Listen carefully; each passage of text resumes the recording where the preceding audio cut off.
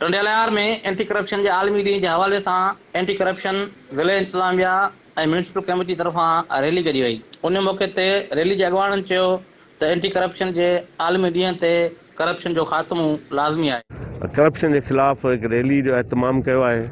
असां सभिनी जी ख्वाहिश है तो पाकिस्तान में सिंध में असांजे मुआशरे में असांजे सरकारी ऑफिसनि में करप्शन ख़त्म थे। 24 कलाक मुझो दफ्तर खुले पे एंटी करप्शन टंडोला यार में। सो मेहरबानी करे जो कंहिंखे भी शिकायत हो मूँ वटि कर उन जो हज़ालो कयो वेंदो। इस मुआशरे से करप्शन खत्म होगी और मेरिट होगा तो मैं समझता हूँ गरीब की भी दादरसी होगी। तव्हां ॾिठो हिन में हर फ़िक्र लिमिट जा अमला माण्हू हुआ। रुश्वत देना और रुश्वत लेना जहन्नम की आग के बराबर है।